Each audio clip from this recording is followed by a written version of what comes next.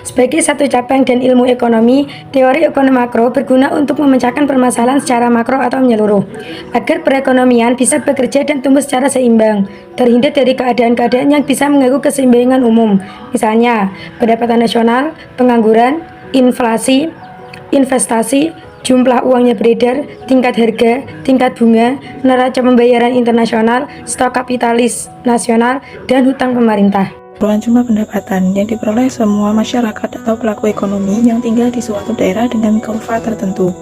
Ada 3 faktor yang mempengaruhi. Yang pertama adalah keseluruhan permintaan dan penawaran, yang kedua adalah investasi, dan yang ketiga adalah konsumsi dan tabungan. Konsep yang berkaitan dengan pendapatan nasional.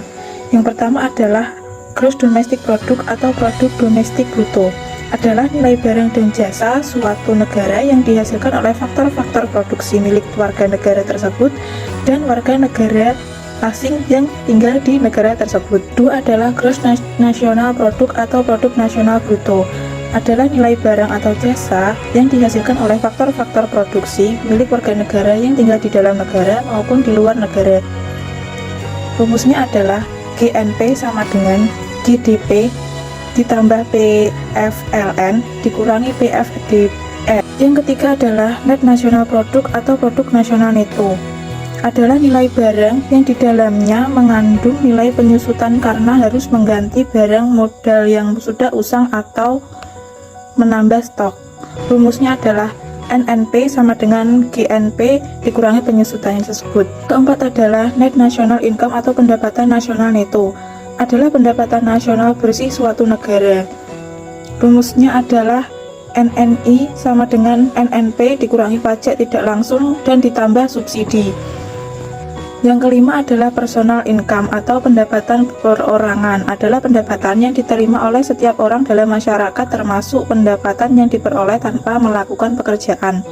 Rumus PI adalah PI sama dengan NNI plus transfer payment dikurangi laba ditahan ditambah iuran asuransi tambah pajak persero tambah iuran jaminan sosial. Terakhir adalah nomor 6, disposable income. Pendapatan disposable adalah pendapatan yang siap dibelanjakan guna membeli barang atau jasa konsumsi dan selebihnya menjadi tabungan yang disalurkan menjadi investasi. Rumusnya adalah DI sama dengan PI dikurangi pajak langsung. Dan berikut ini adalah beberapa manfaat pendapatan nasional. Yang pertama adalah membandingkan kemajuan perekonomian negara dari waktu ke waktu. Dan yang kedua adalah menilai kinerja ekonomi suatu bangsa. Yang ketiga adalah sebagai pedoman merumuskan kebijakan pemerintah. Dan yang keempat adalah mengetahui dan menelaah susunan atau struktur perekonomian. Yang kelima, membandingkan perekonomian antara daerah atau negara. Dan yang terakhir adalah mengetahui pertumbuhan ekonomi dan pendapatan per kapita. Tingkat biaya hidup dan penyesuaian biaya hidup. Tingkat biaya hidup adalah konsep ekonomi yang mengacu pada tingkat harga umum untuk barang dan jasa yang akan dibeli oleh konsumen, rata-rata untuk aktivitas hidup sehari-hari mereka. Biaya hidup tidak mencakup semua barang dan jasa, tetapi keranjang pasar barang dan jasa yang umum. Biaya hidup juga dapat dianggap sebagai harga hidup di suatu kota. Penyesuaian biaya hidup adalah peningkatan gaji atau tunjangan yang ditawarkan oleh beberapa pemberi kerja dan pemerintah untuk mengimbangi peningkatnya biaya hidup sebagai upaya untuk melawan meningkatnya biaya hidup. Penyesuaian ini bertujuan untuk memberikan wawasan yang sesuai dengan peningkatan hidup dan peningkatan gaji bagi pekerja untuk mempertahankan daya beli mereka. Indeks harga konsumen. Indeks harga konsumen adalah ukuran biaya keseluruhan barang dan jasa yang dibeli oleh konsumen dengan memenuhi kebutuhan hidupnya. Indeks harga dapat digunakan sebagai alat untuk mengukur inflasi dan biaya hidup.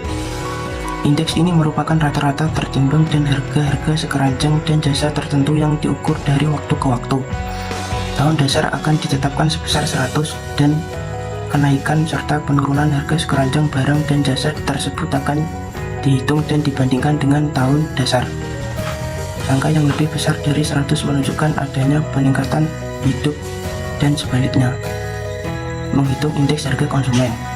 Tentukan isi keranjangnya, tetapkan harga, menghitung harga seluruh isi keranjang, pilih tahun dasar dan hitung indeksnya, hitung tingkat inflasi. Permasalahan dalam mengukur biaya hidup. Bias substitusi, munculnya barang baru, perubahan kualitas yang tidak terukur, fokus pada konsumsi perkotaan. Sekian dari saya, terima kasih.